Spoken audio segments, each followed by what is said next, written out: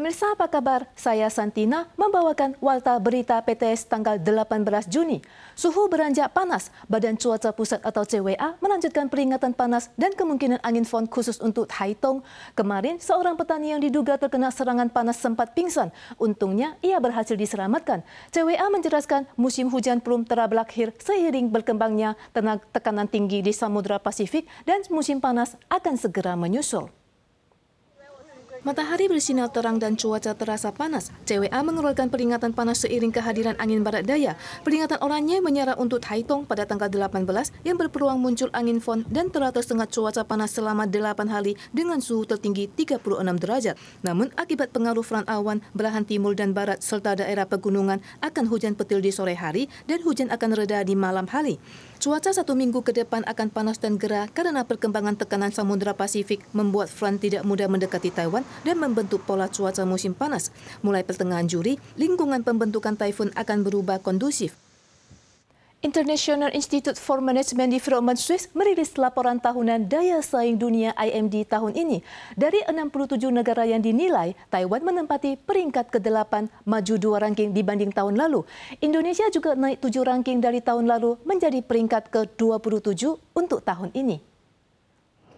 Daftar peringkat negara terbaru diumumkan dalam laporan tahunan daya saing dunia IMD yang dirilis tanggal 18.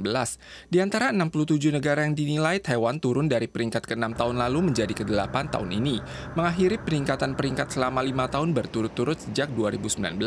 Yang menjadi pokok diskusi adalah kinerja ekonomi yang anjlok 6 peringkat ke posisi ke-26 di dunia. 主要还是因为我们23年的时候会遇到全世界在做供应链的库存的调整。我们撇开半导体之外的其他行业来看，其实去年的整个状况一直不是特别理想。 Menurutnya kinerja ekonomi terutama karena tingginya inflasi global tahun lalu dan lingkungan suhu bunga yang tinggi yang menyebabkan lemahnya permintaan akhir. Industri manufaktur dalam negeri terus menyesuaikan persediaan sehingga memengaruhi kinerja ekspor dan momentum investasi juga berubah menjadi konservatif. Selain itu efisiensi pemerintah turun ke peringkat ke-8 dari peringkat ke-6 tahun lalu. Namun di antara kelompok ekonomi dengan populasi lebih dari 20 juta orang, Taiwan menduduki peringkat pertama dunia selama 4 tahun berturut-turut. Pakar menyarankan agar Taiwan harus secara aktif menandatangani perjanjian perdagangan baru dengan negara asing.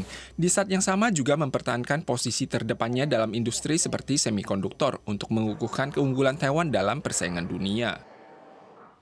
Masalah berkendara mabuk sulit dihilangkan. Jumlah kasus yang tersering razia di Taipei dan New Taipei beberapa tahun terakhir bukannya menurun dari 7.400 kasus pada 2021, malah naik pada tahun berikutnya setelah berlakunya hukum yang baru.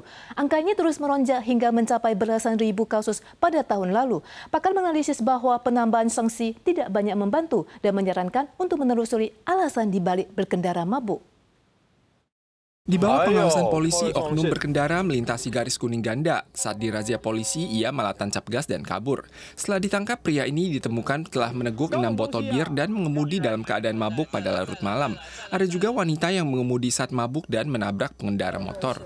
UU yang baru tidak hanya menambah jumlah denda, mempublikasikan nama dan foto pengemudi, namun juga menjatuhkan denda bagi penumpang lainnya di dalam mobil.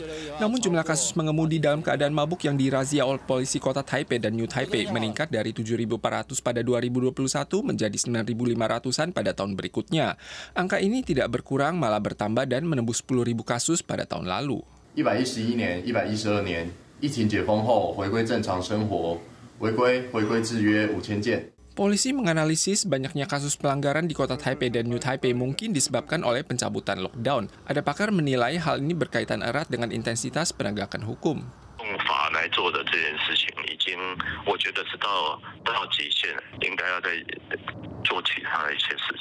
Menghadapi masalah mengemudi dalam keadaan mabuk, ada pakar berpendapat bahwa menaikkan denda belum tentu efektif. Seharusnya ditelusuri alasan dibalik mengemudi dalam keadaan mabuk untuk mencari solusinya.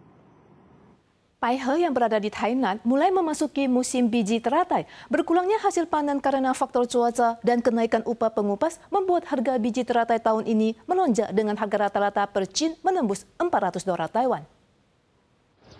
Paihe Tainan memasuki masa panen biji teratai, namun hasil panen tahun ini berkurang karena faktor cuaca. Pada tahun sebelumnya, satu bunga teratai dapat menghasilkan 20 biji teratai, namun hasil tahun ini berkurang setengah, membuat harga ikut melambung hingga menembus 400 dolar Taiwan untuk satu chin. Selain itu, upah pengupas biji teratai yang naik juga menjadi salah satu faktor kenaikan harga. Hal ini berimbas pada pengusaha minuman dingin yang kerap menjadikan biji teratai sebagai salah satu bahan makanannya. Paihe Tainan merupakan daerah penghasil biji teratai terbesar di Taiwan. Kondisi air cukup bagus tahun ini. Namun ketika datang untuk panen 21 hari setelah masa bunga pada kebun seluas 200 hektar ini, petani menemukan hasil panen menurun drastis. Ditambah kenaikan upah pengupas biji teratai membuat petani merasa tidak berdaya.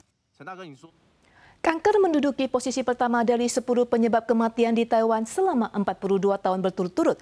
Kementerian Kesehatan dan Kesejahteraan atau MOHW mengumumkan statistik penyebab kematian tahun 2023. 3 penyebab kematian teratas meliputi kanker, penyakit jantung, dan peradangan paru-paru. Statistik menunjukkan jumlah kematian tahun 2023 adalah 205.000 orang, berkurang 2.800 orang dari 2022. Jika dianalisis lebih jauh, kanker menempati peringkat pertama daftar 10 penyebab kematian selama 42 tahun berturut-turut. Peringkat kedua dan ketiga adalah penyakit kardiovaskuler dan pneumonia. Sedangkan COVID-19 menduduki posisi ketiga tahun 2022 dan turun ke urutan ke-6 tahun lalu. Sementara pneumonia, penyakit cerebrovaskuler, dan diabetes kembali menduduki posisi dalam daftar sebelum pandemi. 去年因为 COVID 而死亡人数大概是8000多人，从今年年初到现在，目前大概是1000例左右。目前预估呢，今年的一个死亡率呢可能会低于去年。 Pada jam kematian akibat kanker, 1 orang meninggal karena kanker setiap 9 menit 53 detik pada 2023, atau 14 detik lebih cepat dari 10 menit 7 detik pada tahun 2022. Jumlah kematian akibat kanker tahun lalu adalah 53.000 jiwa. Urutan kanker penyebab kematian sama dengan tahun 2022, dengan kanker paru-paru di posisi pertama, kanker hati dan kanker saluran empedu di peringkat kedua, dan kanker kolorektal dan dubur berada di urutan ketiga. Patut diketahui walau kanker berada di posisi pertama daftar 10 besar penyebab kematian sejak 1982, statistik juga menunjukkan bahwa di kalangan lansia usia 45 hingga 64 tahun dan di atas 65 tahun, jatuh merupakan penyebab cedera dan kematian paling umum kedua. Oleh karena itu, kita harus mewaspadai resiko jatuh pada lansia. Para pemirsa sekalian, sekian Warta Berita PTS. Berikutnya mari kita saksikan Bison di Taman Yellowstone. Kita soal lagi di lain kesempatan. Sampai jumpa.